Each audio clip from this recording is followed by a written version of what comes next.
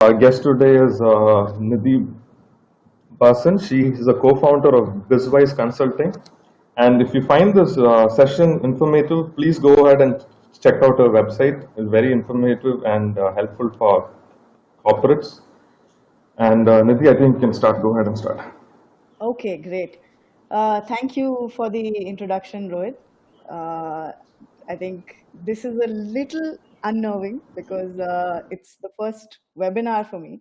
I love interacting with people in general, but looking at a screen and talking, this is new for me, but I'm equally excited. So I can see we have some people who have joined and they are also typing in the chat box. So hi Mahroof Hira, hi Arun, hi Shibil. Sorry, apologies if I'm pronouncing your names wrong. Hi Siddharth, hi Rima. Uh, okay, so I can see that a few people can hear me. Can everyone hear me and see me? Um, just type in a yes in the comment box. Everyone can, Nidhi. I'm pretty sure. Yeah. Okay. Yeah. Okay, super. Hang So on. I'll just tell them also. So as Nidhi continues speaking, if you have any questions, you can just enter it here, and we'll just look at the questions. Okay. Cool. So it is so cool to finally connect with so many people. I guess thanks to technology, we've been able to still connect with everyone and with so many people together. So thank you so much. Thanks for joining and thanks for giving your time. I really appreciate the fact that you turned up for the session today, and I really value your time. And I've put together some stuff, so hope it helps you and you're able to take away some valuable stuff from the webinar today.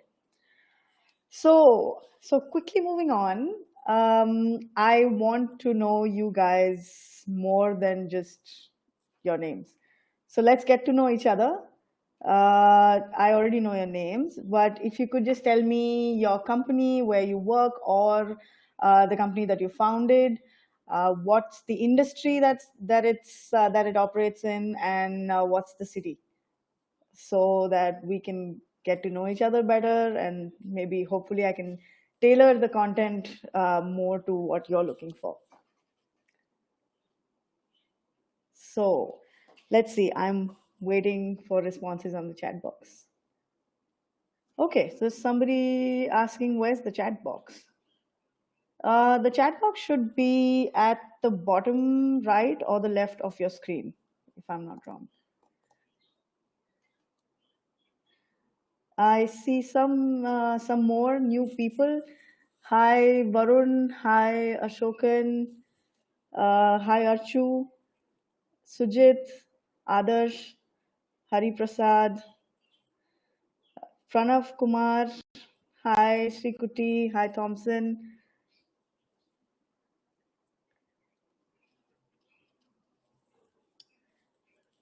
Okay, so I can see that is okay. So Maharuv says they're from Kozhikode. And if you can tell me, okay, so your company is novi.co. Okay, can you tell me more about what industry it's in? What do you do?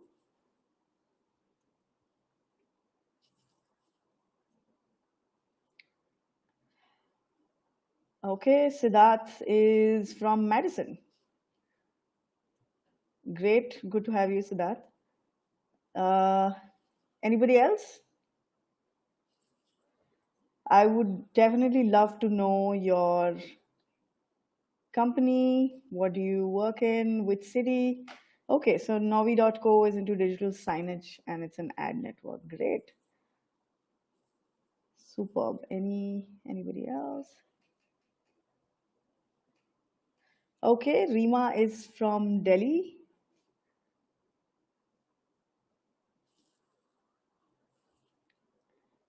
We have more responses coming in. Pranav from Rajkot, aspiring entrepreneur. and has completed MTech from Trivandrum. Okay, great. Welcome, Pranav. Uh, Sujit from Kochi. Okay, building a SaaS marketplace for freelancers. Nice. Okay. Yeah, I guess you're typing in the right window, Sujit, because I can see what you're typing. Great. So we have people from Gujarat, from Kochi, from Delhi. Wow, I have never addressed so many people from different cities at the same time.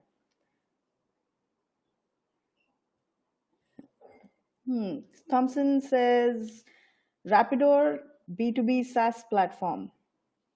Okay, great. Great. So, again, for more people joining in, welcome all of you. I'm really happy to be here and be interacting with you today. Awesome. So, moving on, why are you here? I mean, we know that today we're talking about how to strengthen our brand in these uncertain times. We've this is a high profile crisis situation, and we've all globally been sort of thrust into these uncertain times. And as entrepreneurs, as founders, it's important to maintain our brand, maintain connection with our customers. But why are you exactly here? Like, what do you want to learn in this session? What's your expectation?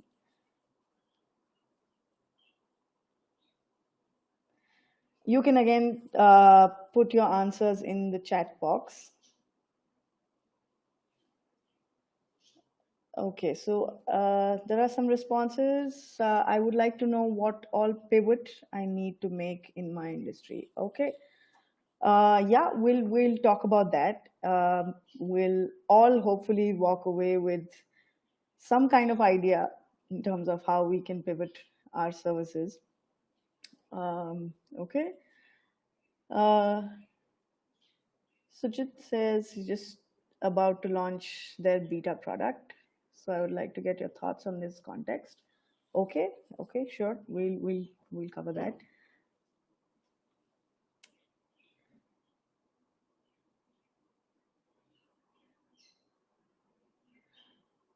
Okay.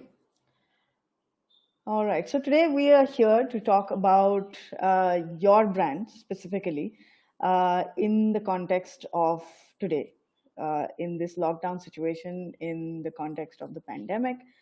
How do we continue to serve our consumers? How do we continue to strengthen our brand? What do we do? What should we not do?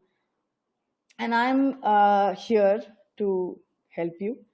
I'd be happy to take any questions, anything that you, any concerns that you have. Hopefully, this is an interactive session where we can all sort of learn from each other.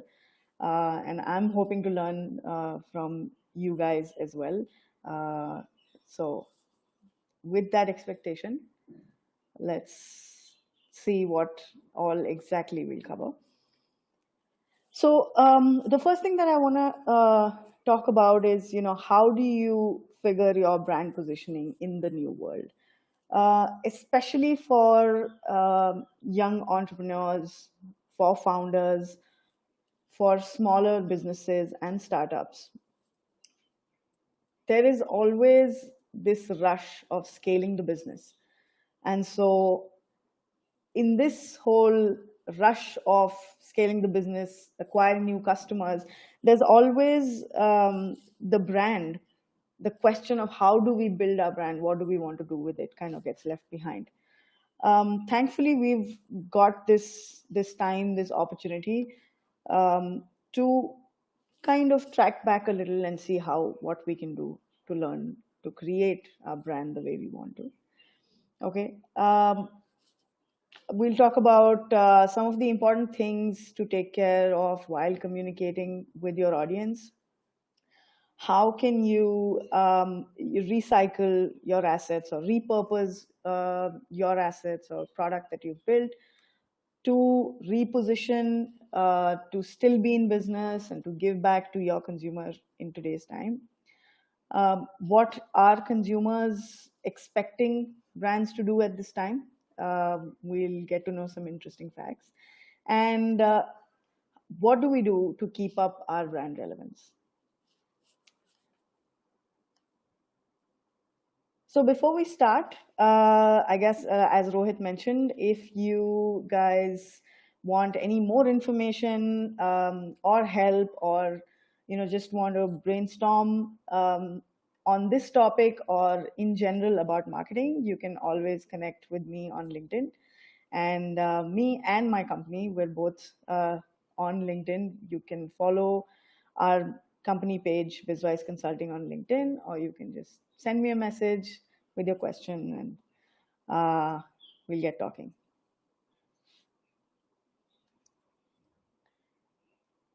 Okay. I'm seeing some more questions. All right. So just to tell you, we'll be taking questions at specific times during the session. Rohit is with us. He'll be taking questions from you that are specific to, let's say, your company and brand at specific times, or maybe later after we finish the presentation. So why am I talking to you in this session? Who am I? Just to tell you a little about myself. I'm an ex-Googler. It says ex-Google. So I'm sorry. I'm an ex-Googler, and I'm a founder. I'm the founder of Bizwise Consulting. So we're a management consulting company. We'll talk about Bizwise a little later. I have 15 years of global experience in growth marketing, digital as well as brand.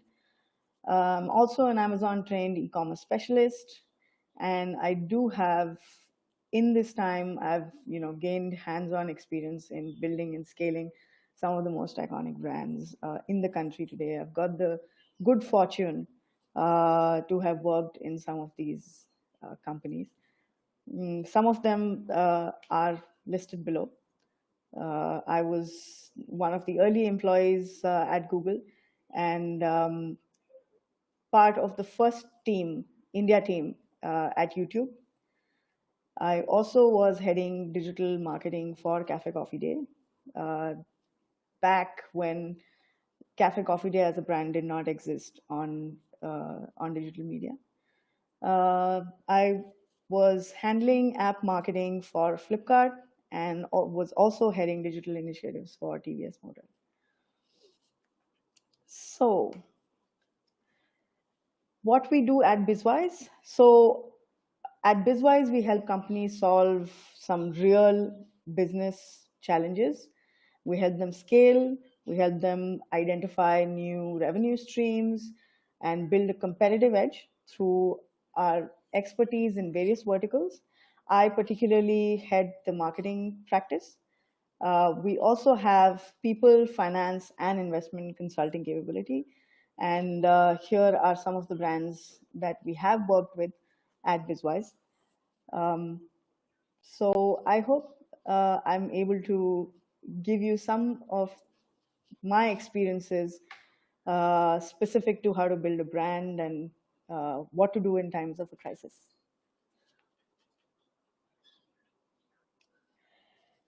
So you're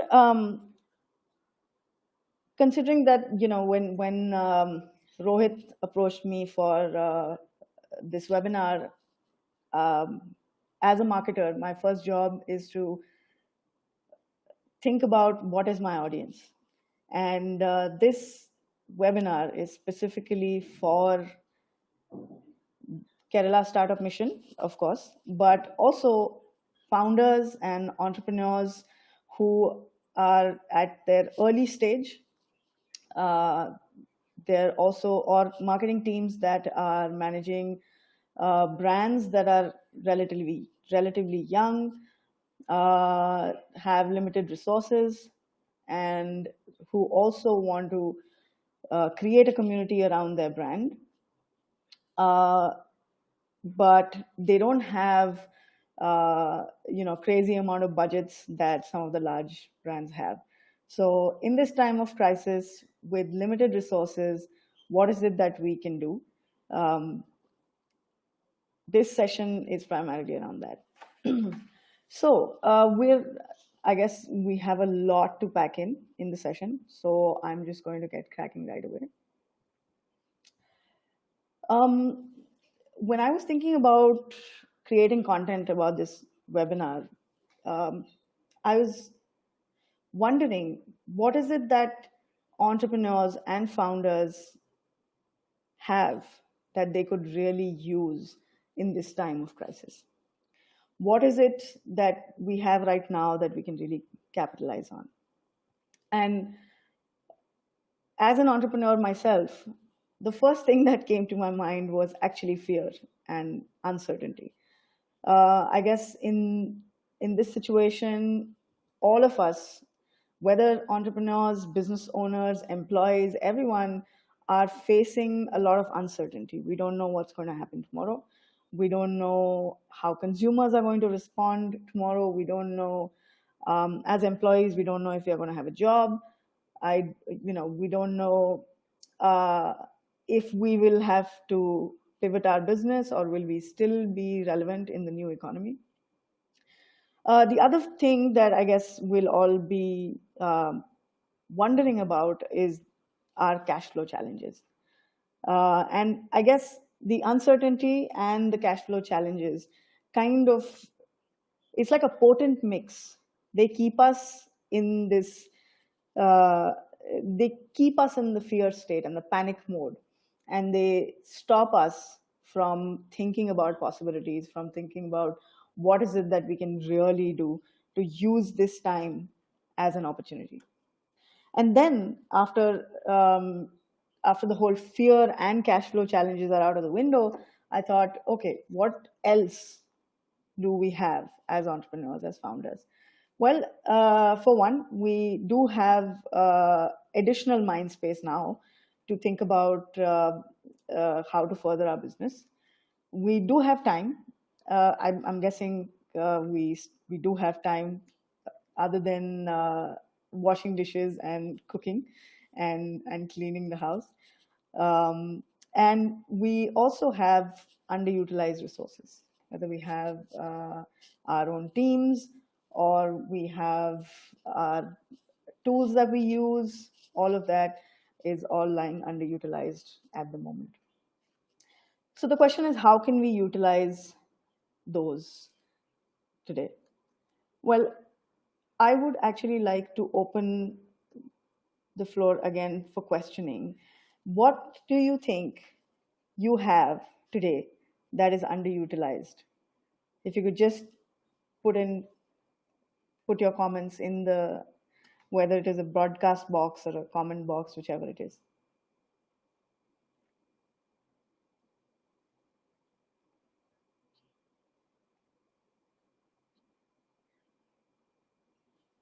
Is there, do we have any question, like anything other than the 5 things that I've listed here that we would like, we're worried about in terms of how would we utilize that in the future, or the concerns that we have right now?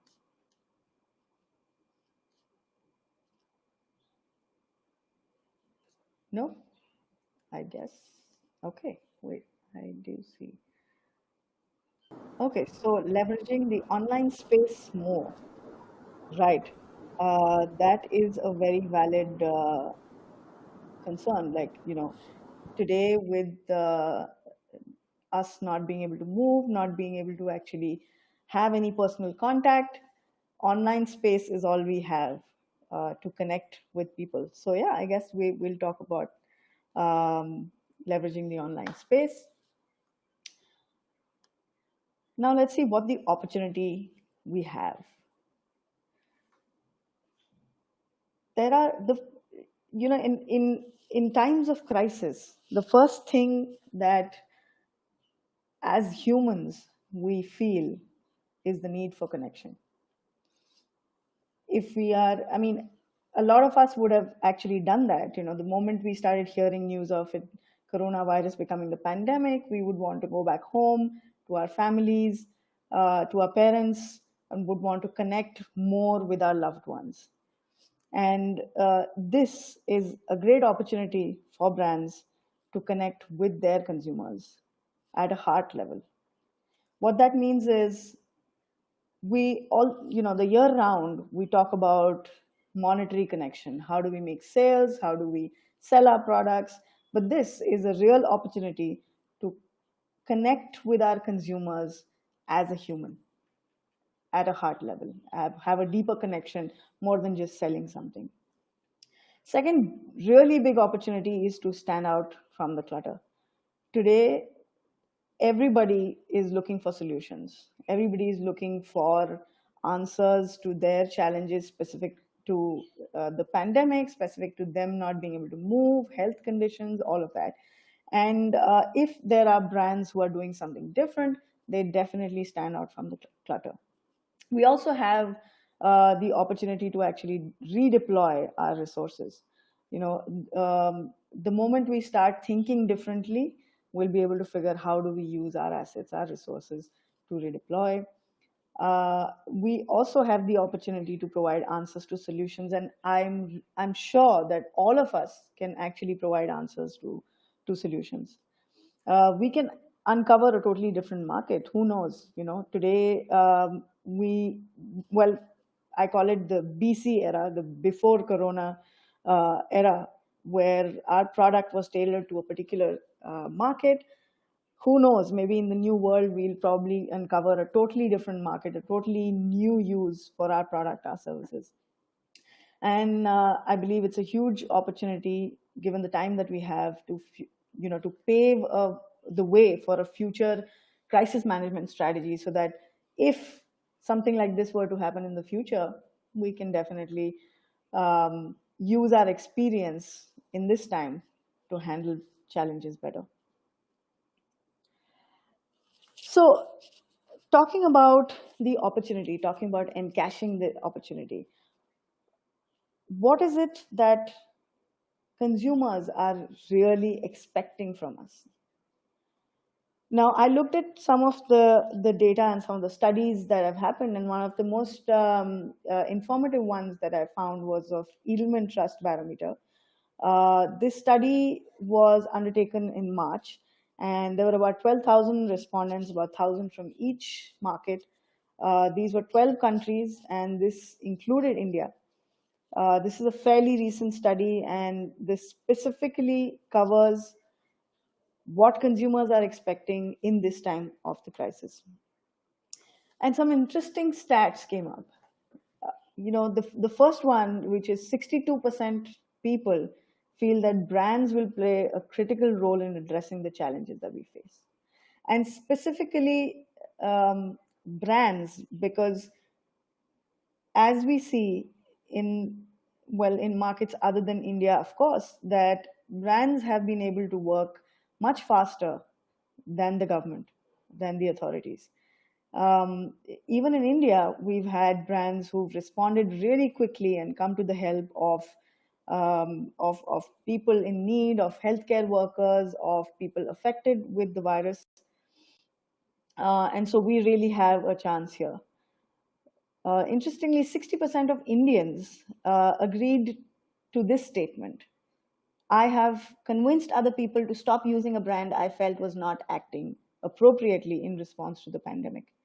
Now, this is a little alarming because 60% of the people are expecting brands to act, and not just act, but act accordingly and appropriately in response to the pandemic.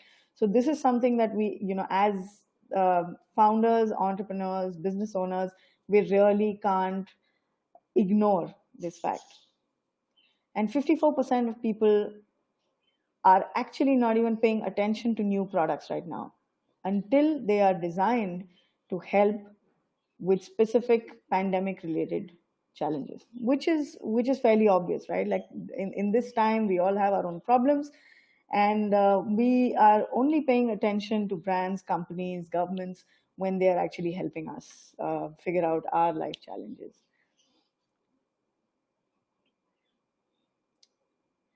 So, in this situation, how do we build a strong brand? Now, the question is, what do we want our brand to be? Well, they say that a brand is not just what it says, it is also how it behaves. And building a brand is far more than just a cool logo and fonts. In the current digitally aware world, behaving a certain way, behaving appropriately to the times is so much more important than it was ever before, especially because now people have access to the brand through multiple channels, especially through social media, through various forms of almost direct and personal communication. So when we're thinking about how to strengthen our brand during this pandemic, the question to be answered is, what do we want our brand to be? Let's track back a little and see what do we want. So here is a small framework to be able to figure out what do we want our brand to be. These are about 4 questions that are very relevant in today's context. We usually, when talking about branding, the first question we ask is, why does the brand exist? But I believe there has been a slight change in the question today. The question is, how do we want to exist in this new economy, in the new world that's going to arise?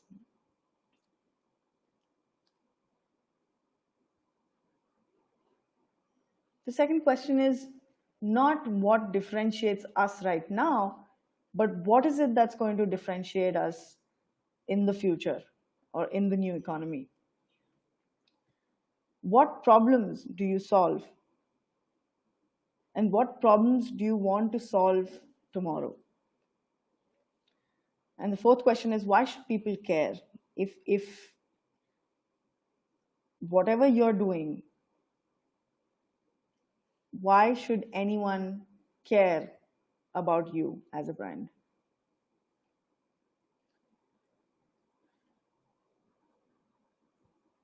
Okay, so I want to open this up again to the floor.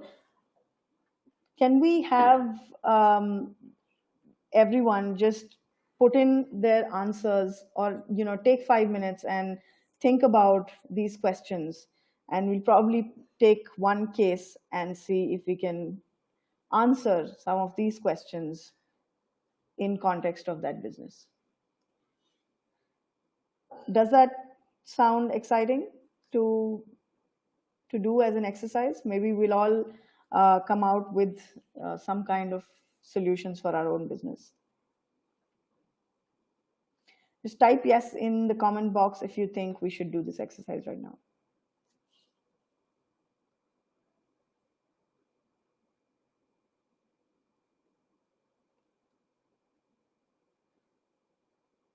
Okay, great. So I can see there are some answers. People do want to take up this exercise. Can we have a volunteer? Actually, Rohit, I wanted to ask a question. Are you still there? Yeah, yeah, I'm Can here. we enable audio for one of the participants to be able to do this exercise? Let me just ask Arya. Can we do that?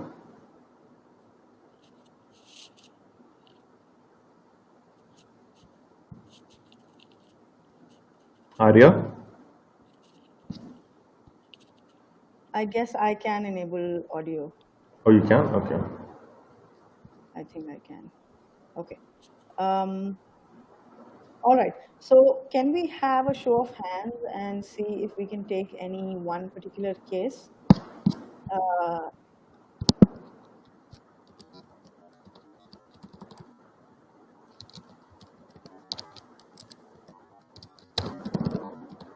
does anyone want to volunteer for doing this exercise? Maybe I can help in this. I think Sujit wants to Okay. volunteer.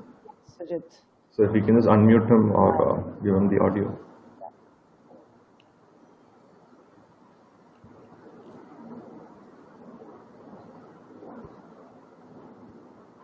Sujit, can you hear me? Are you able to speak? I've just unmuted you. Yeah, can you hear me? Yes. Yes, I can. Great. Okay, okay. That took a little while. Sorry for that. That's okay. Yeah. Okay. So let me give you a very, very brief context first.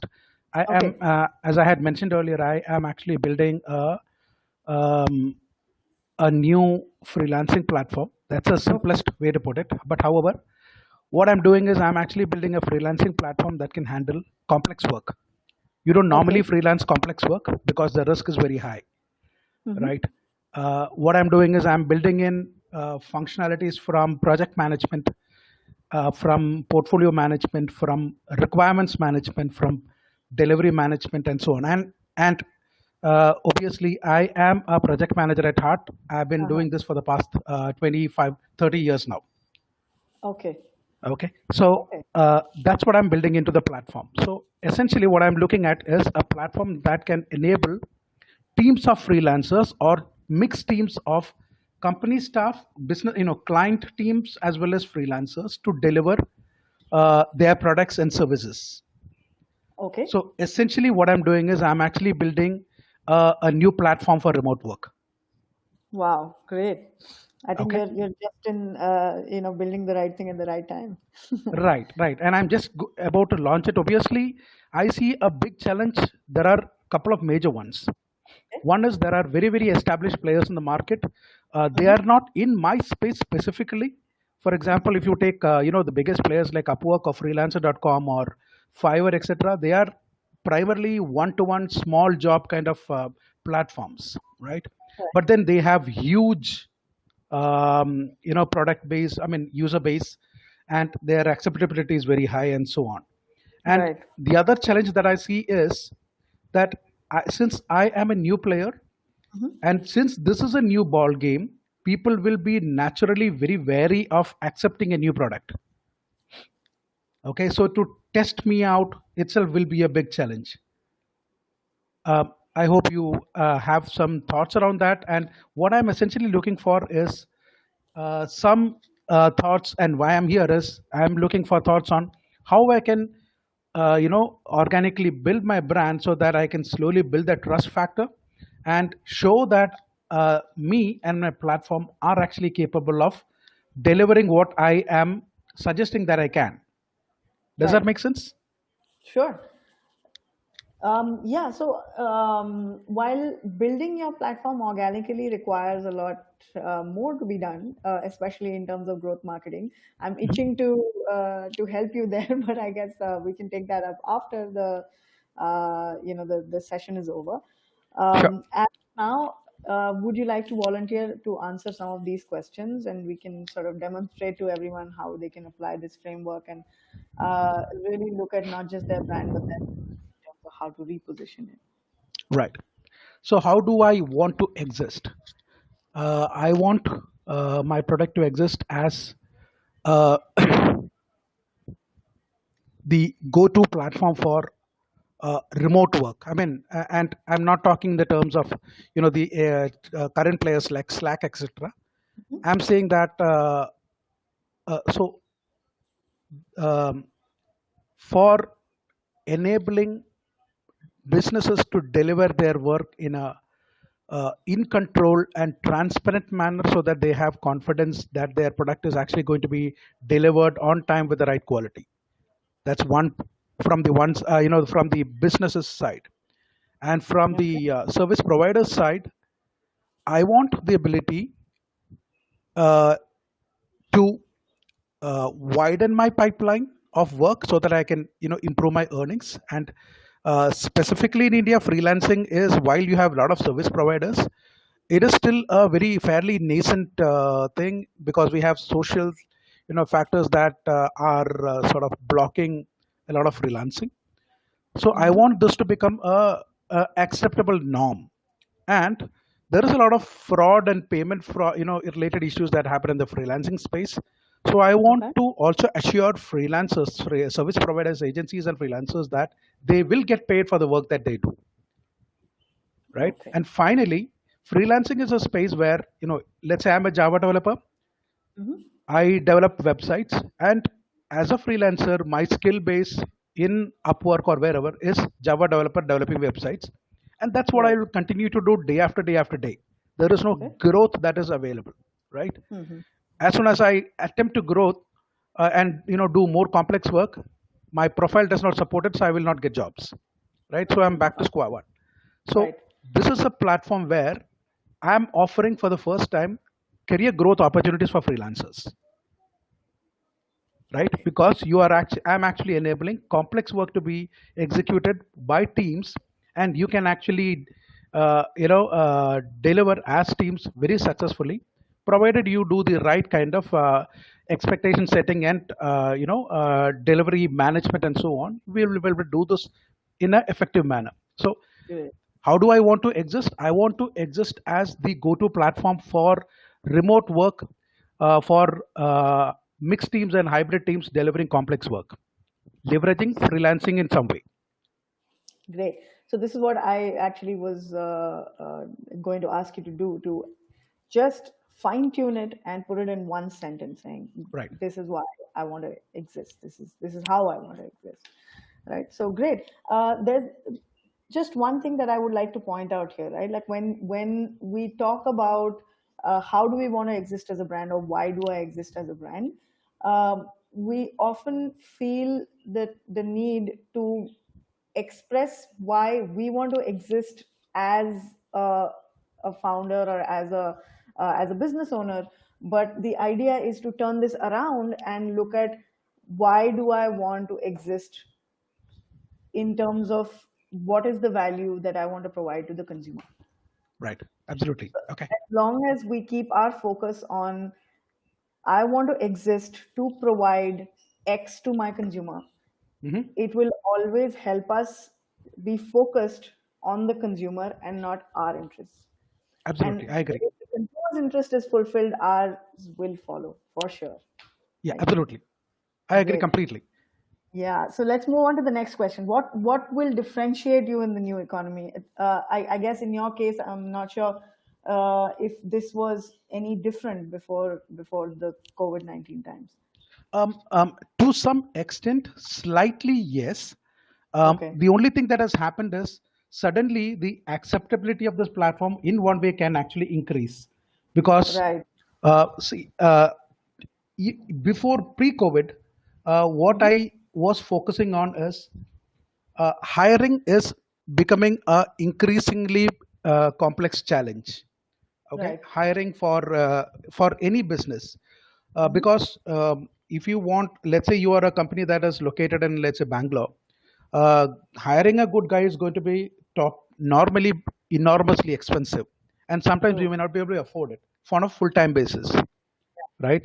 So how do we really manage to either hire a less expensive guy or hire a guy who is actually available part-time and yet manage to deliver your objectives, Right. right?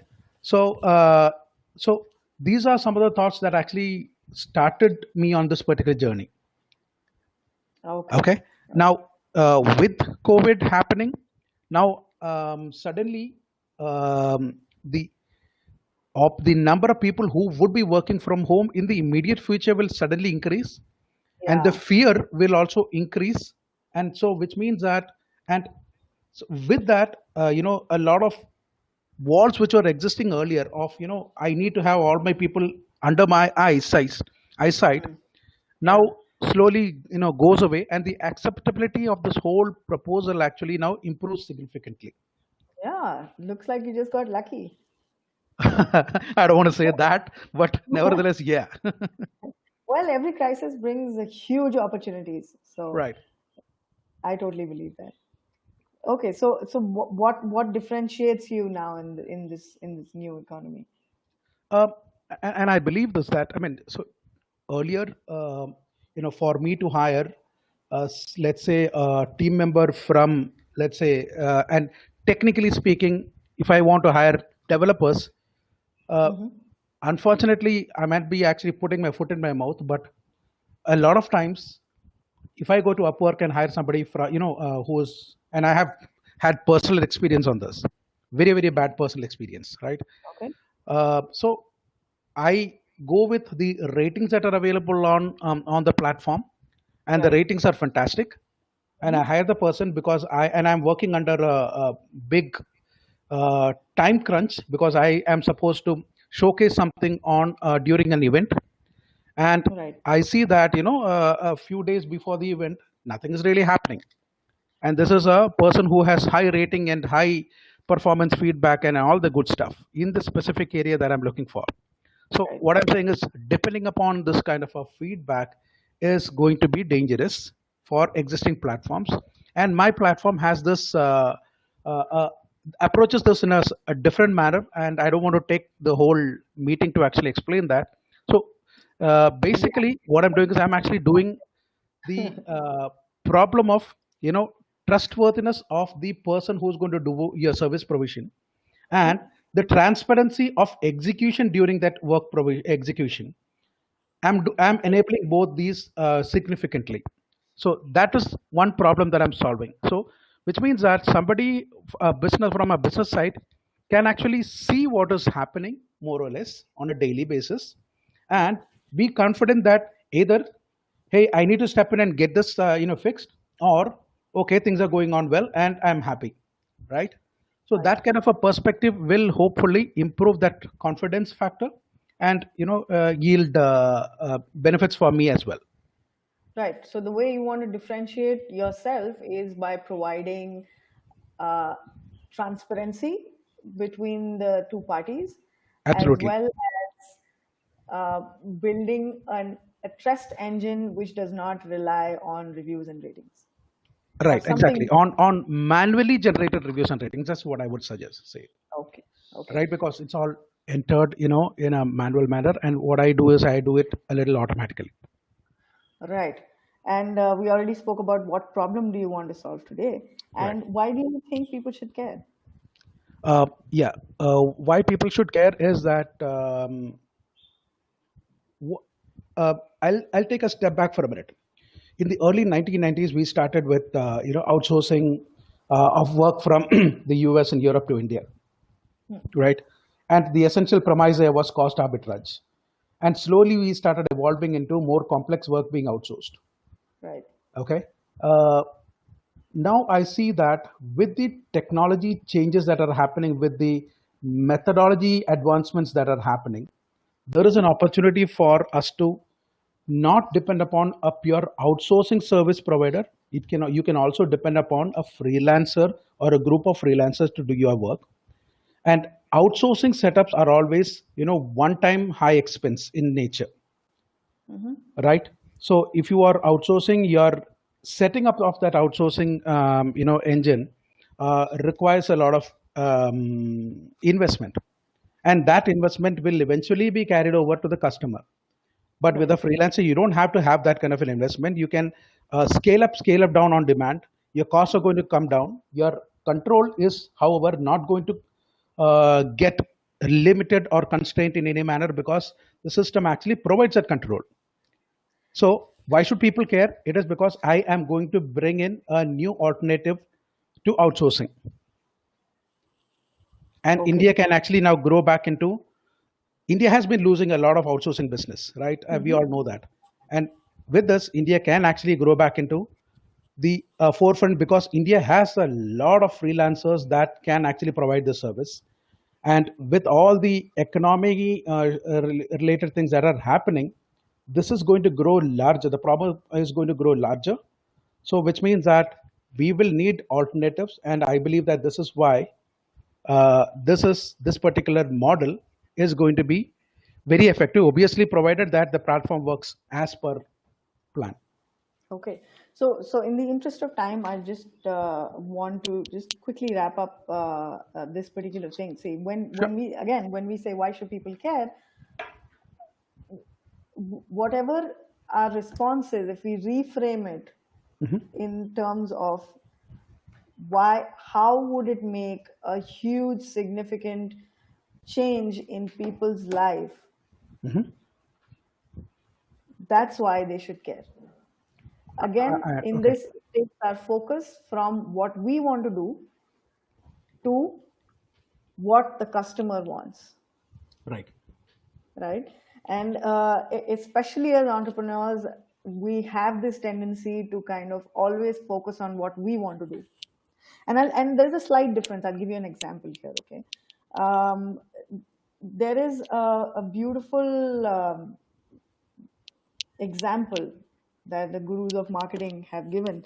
They say that a drill manufacturer thinks that the customer needs a drill, but what the customer needs is a hole in the wall. There's a slight difference here. So tomorrow, if there's another product that will be able to give this customer a hole in the wall, the drill will become redundant. Got it. So the moment we start focusing on what is it that the customer wants rather than what is it that we want to do, we'll be in a better position to cater to the consumer much more in a more tailored fashion, and we won't be too I would say too obsessed with our product, but we'll be obsessed with the consumer's problem. Got it. I hear you. Great. Thank you so much. I guess we have another half an hour, so I'll quickly move on.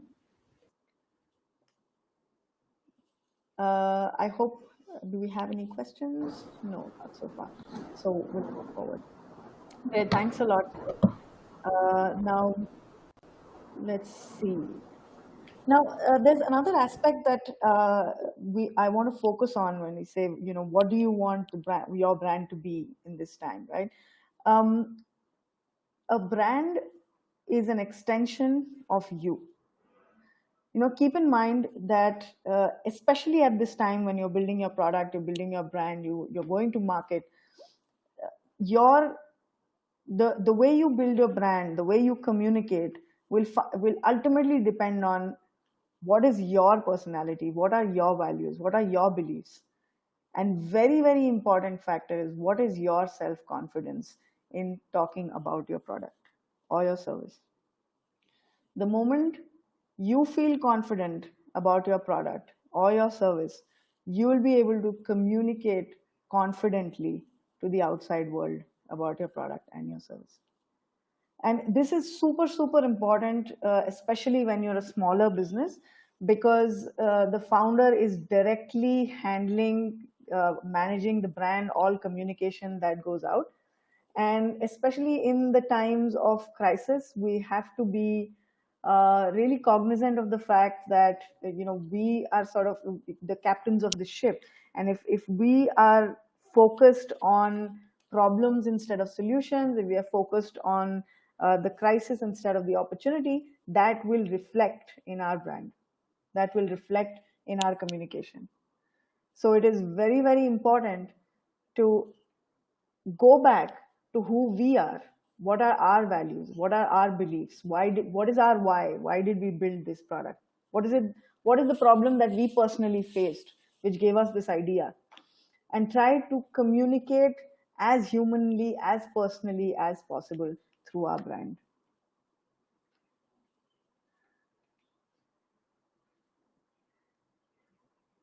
Now, I'm also a leadership coach, and I work with a lot of founders and entrepreneurs. And especially during this time, with a lot of us facing different kinds of crisis, right? There are multiple situations or kind of mixed emotions that people are facing during this time. A lot of us are, too gripped in fear of uncertainty as to what will happen and how do I do it and this and that.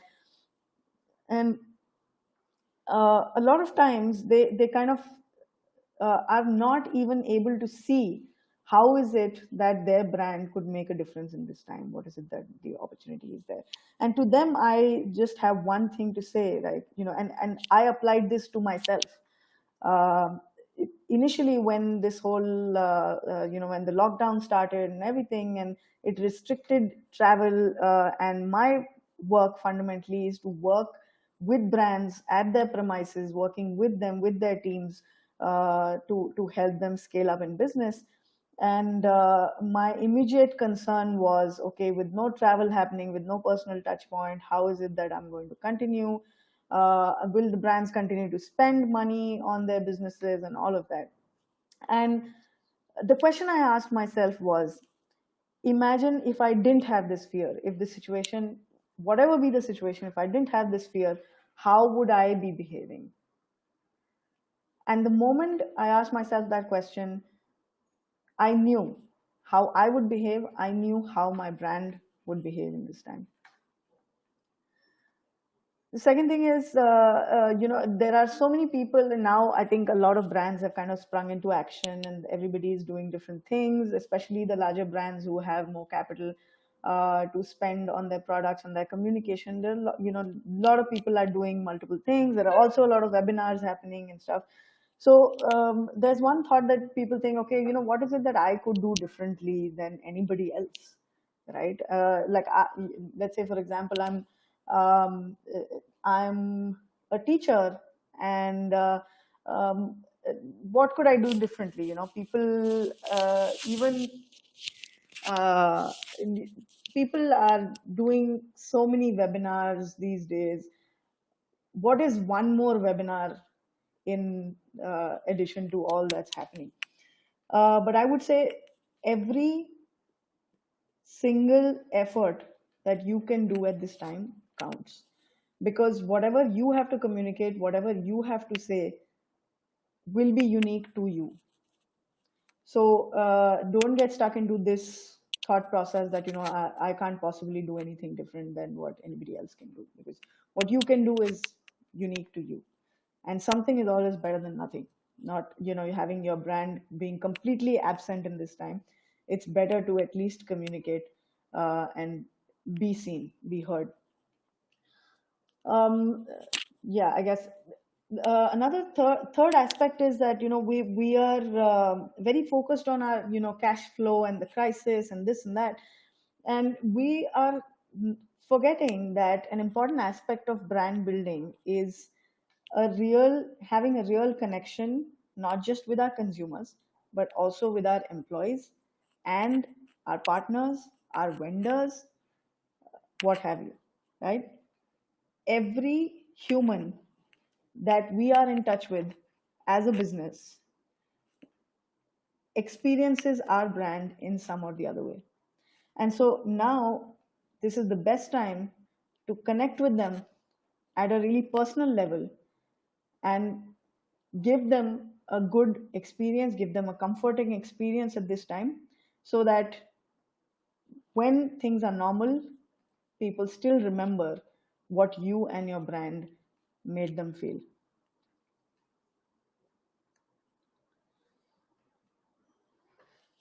The other thing that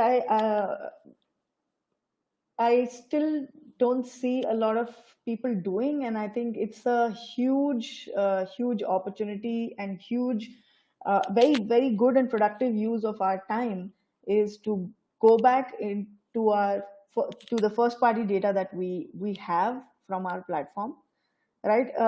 Oftentimes when we start a business, we're eager to serve whoever wants to buy our product or service, and we're very busy making sales, and we're and growing the top line. And as an entrepreneur, our cash flow becomes a very primary focus. Like, how many customers do I have, how much cash am I getting? That always becomes a huge focus for us. And often in this chain of events, right, we don't sit and really understand who our customers are. Basically, our understanding our customers often gets the last priority. And if we don't, in the long run, like if we don't understand our consumers really well, what ends up happening is that we can end up communicating to the general audience, and we lose this opportunity to actually target our communication, understand who are our least and our most profitable customers.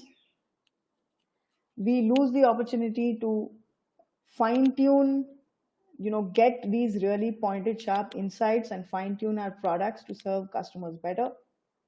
We lose the opportunity to build better relationships and really connect with our consumers. And one really big aspect that we lose is our ability to be able to price things differently. So in this time, we especially with digitally enabled brands, we have a lot of analytics data, and our consumers to us are nothing more than a statistic on the analytics dashboard. But I guess we can now use this time to really get to know who these consumers are beyond just being a statistic. So understanding what is the gender, like how many percentage of women versus men, what is their education, marital status, region, language, occupation, family size, and not just at an aggregate level, but actually understand and segment our consumer base and segment them according to these criteria. This is just the basics. Like, segmentation can actually go into a lot of depth, and if we want, we can uh, you know gather as much data as we want around our consumers, and the more data that we collect, the better we'll be able to understand them, and the better we'll be able to create a product to serve them, their needs exactly. Any questions about that?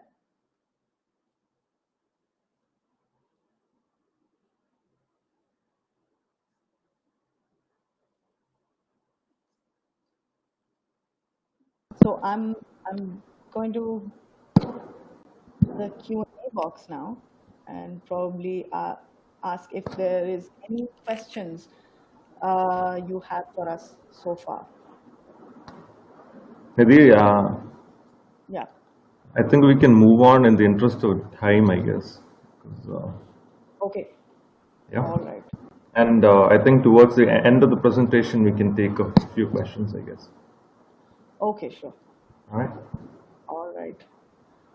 So I would really, really urge you to sit with your data, your consumer data, uh, do some kind of research, do a survey, speak to these consumers, and try and understand, really understand who these people are, what their aspirations are, what is it that uh, that they're expecting from you, and are you on point? Are you really serving them the way you think you are?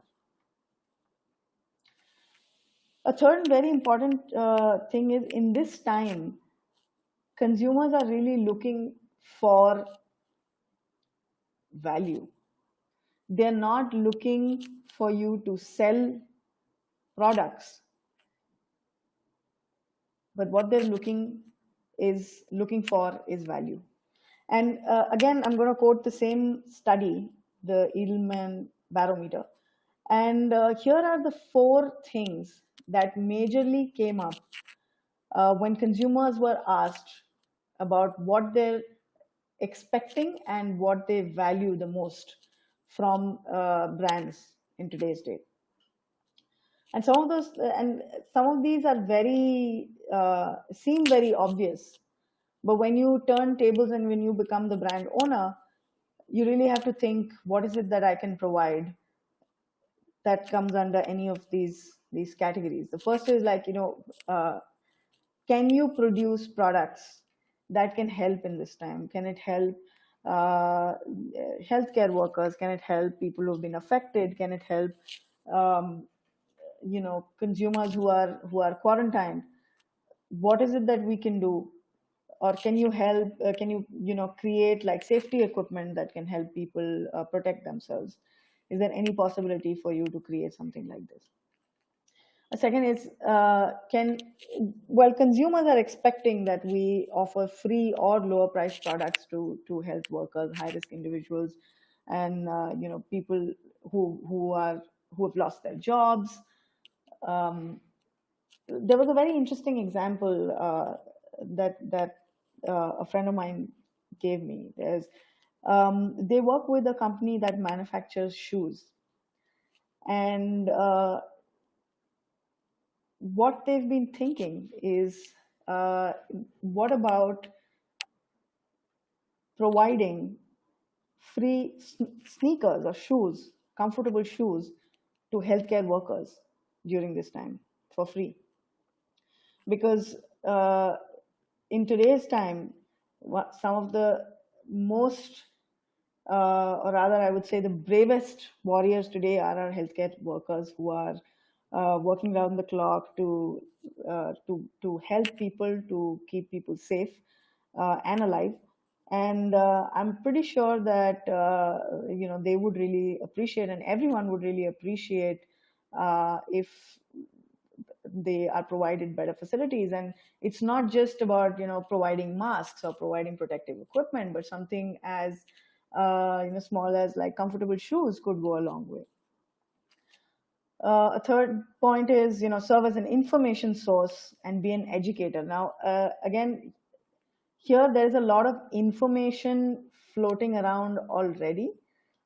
What I would suggest is, as a brand in your domain, if there is some information that you can provide, that you are uniquely qualified to provide, do provide that information. Because today people are not just looking for health related information, they are also looking for how they can prepare themselves for the future. For example, if this is there is a freelance platform, maybe the brand can actually communicate the features of this platform and how people can prepare themselves for remote work, or how people can work on their profiles or their resumes to showcase their varied experiences better, so that they get, or so that the likelihood of them getting remote jobs is better.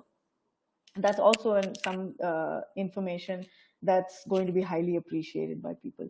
So really think about what is your domain, what is it that you uniquely know about this domain that others may not, and do communicate.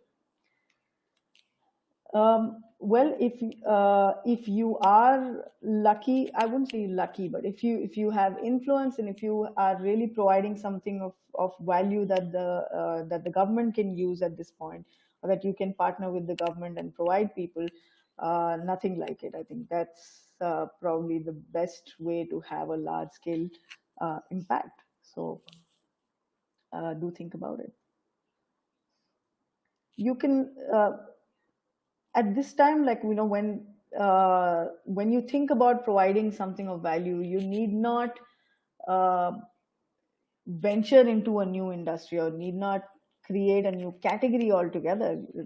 Do think of how you can recycle and repurpose your current assets to provide something of value. And I believe it's not just products or not just safety equipment. There's a whole lot more that people can make use of today that we're probably not even thinking.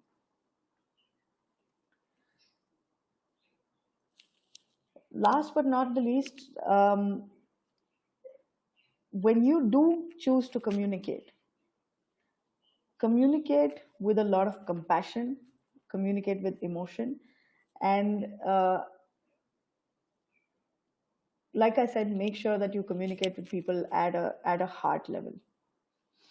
You know, and we all know that as consumers, we like brands that invoke positive emotions in us. But when we're on the other side of the table, as entrepreneurs, we forget that this is an important part of creating customer loyalty. Right? We need to cater to the emotions of our consumers. And especially during this time of crisis, what people need is empathy. What people need is to be able to connect with each other and with you at a personal level. And customers love brands who are more personal. And one of the biggest examples of this is our influencers, social media influencers. Today, some of the social media influencers have far wider reach, far more following than some very well-known brands. There is a reason for it, and the reason is that as humans, we like to see more faces representing a brand than just cold communication. And the more personal and human a brand is, the more likable they are. As brands, we also have the opportunity and we have the ability to make people laugh, use subtle humor, or cry. What that means is, have very warm, heartful communication that can, even tear-jerker communication works really well sometimes. Be honest, be reliable. Don't try to take on a personality, but just be honest. A very good example of this is ID. I don't know. I mean, this is a brand that's pretty well known here in Bangalore, which is ID Foods. They supply fresh idli and dosa batter. And the founder of ID Foods is the way he communicates on LinkedIn is a fine example, because he would talk about his childhood, he would talk about why he's into this business, or he would talk about he recently even put out a note say explaining how he got lucky that just before the lockdown he was able to go back home and be with his parents. And these things go a long way in building that connection, that recall with the brand. Suddenly you find that this brand has a human face behind it, who's probably far more relatable. Then when you actually do something to provide value, when you actually do something to help people, don't just do it in silence. A big part of brand building is communication. So don't shy away from communicating. Don't shy away from telling people what you're doing. It's not show off, it's not boasting. If it's genuine, do talk about it. And in some way or the other, in your communication, in your community building efforts, bringing people together, especially in this time, towards a good cause, obviously, will go a long way, because people are looking for connection more than ever in today's time. There are a few words of caution that I would like to say. While this is a time for great opportunity, we have to be really, really careful in how we communicate. We have to be careful, especially when we are using humor, because we don't want to come across as an ignorant brand, as a brand that doesn't care about what's happening, and we're cracking jokes and probably can be misunderstood in today's scenario. Another tendency that we have is, I wouldn't say all of us, but sometimes in times of crisis, when we are in fear, we can be alarmist, even in our brand communication. We should refrain from doing that. And not acknowledging the pandemic, not acknowledging the situation, and continuing with your normal brand communication may also not be taken the right way.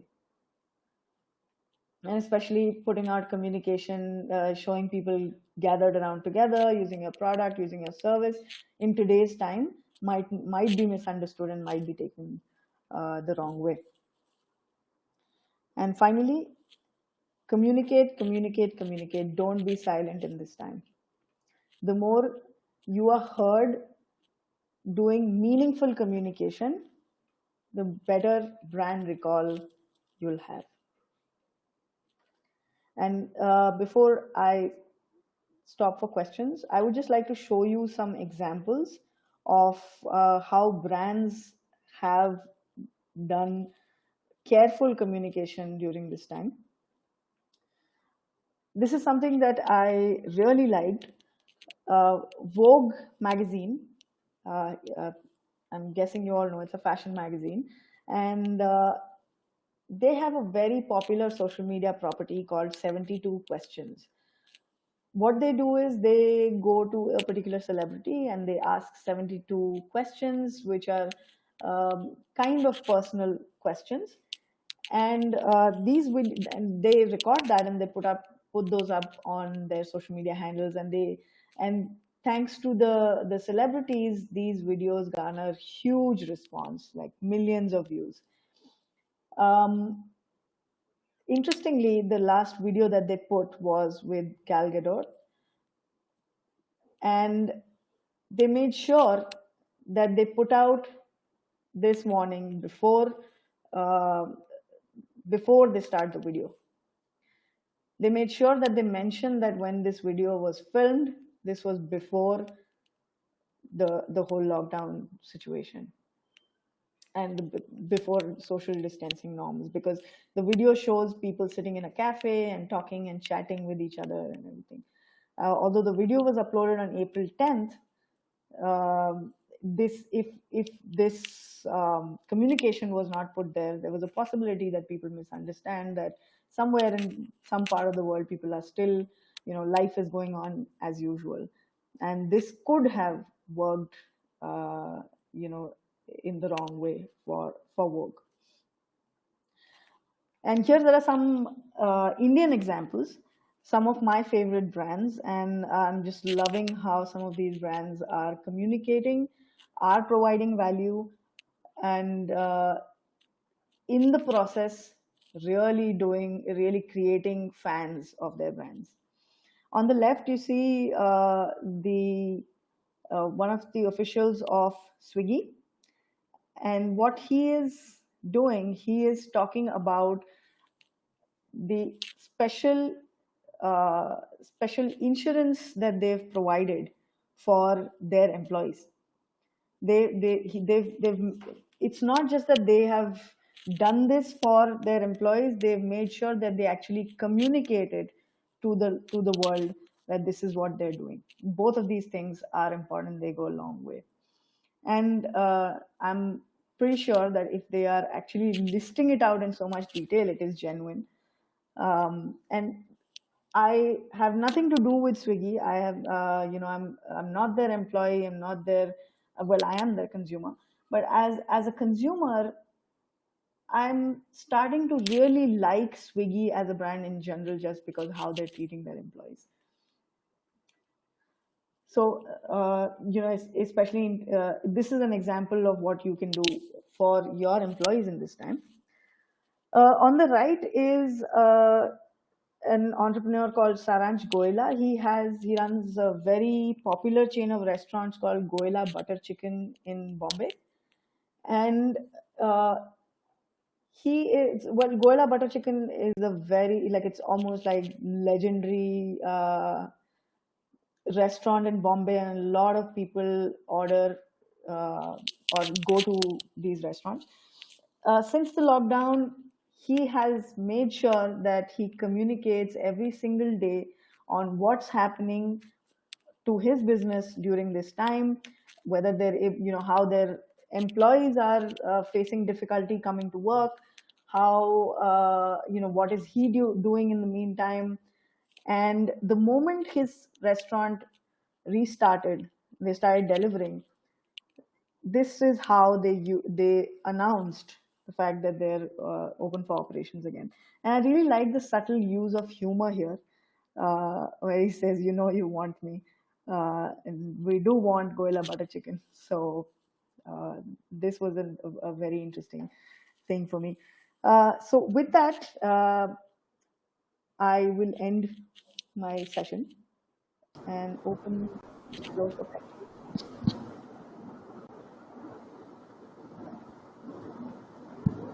Are there any questions for me? Nidhi, I think we can have 10 minutes for questions now. Yeah, okay. Yeah. Well, Rima says amazing session. Thank you, Rima. And I guess Pranav is asking, during such crisis, how can a founder get good advice or guidance on the decisions to be made? Pranav, I think there are 2-3 ways in which you can look for or find some guidance in terms of what to do or what decisions to be made. One is, of course, books, right? Books, articles, educate yourself, go online, do research in terms of what are the best practices, for the problem that you're facing, what is it that can be done. Another great option is actually consulting a coach, a business coach or a leadership coach. Well, I work with a lot of entrepreneurs who have challenges, and especially since the lockdown has started in this whole situation, I do work with entrepreneurs who have a lot of such questions in terms of specific areas of their business. What is it that I should do, etc. A third is consult mentors. Um, Mentors help you a lot, especially when you're running your first venture. So, having a trusted mentor, reaching out to them, asking specific pointed questions, those are great ways to get guidance on what decision you should take. Okay, so another question. Nasif is asking, how does branding apply for B2B startups? Well, when I talk about branding, there's one fundamental, right? At the end of the day, the person who's your end customer is still a human, whether you are B2B or you're B2C. So a lot of same fundamentals apply even in a B2B business, especially in a B2B business, since I'm guessing B2B clients are far fewer than B2C clients, and you have most of the time a direct access to B2B consumers. This is the time to get in touch with them. This is the time to get to know them better, assure them, comfort them, and instead of selling something to them, really become their partners in solving their business problems. A second way that, rather, another thing that we can do in terms of branding for B2B, use channels like LinkedIn, like email, to communicate on a regular basis with your B2B consumers. The whole communication aspect still applies. See what is it that you can provide as a value to your consumers, and do communicate as to what you're doing in this time of crisis.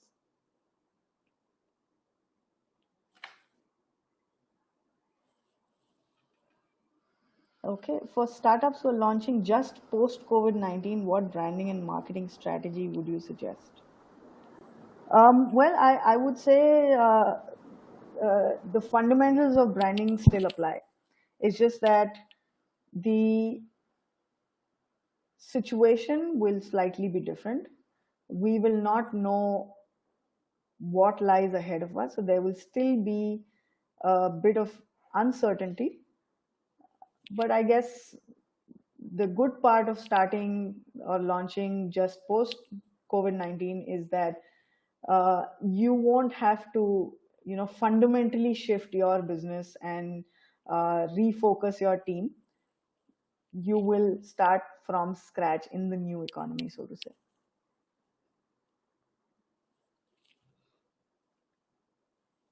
Great. So I guess I've answered all the questions. Is there anything else that I can help you guys with?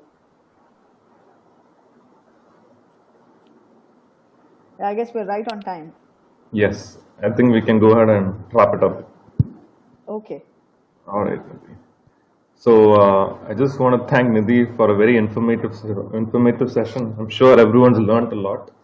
I also want to thank everyone in the audience for attending the session. And if you did find the session informative for you, please go ahead and follow Nidhi on LinkedIn, and please go visit her site as well. Nidhi, if you can just post the website in the Q&A section so that everyone can see. Yeah. So it is bizwiseconsulting.com. You can obviously follow, or rather send me a connection request on LinkedIn. I would love to speak to you guys personally. I would love to answer your specific questions if you have, and I'm open to helping you guys in whatever you're facing.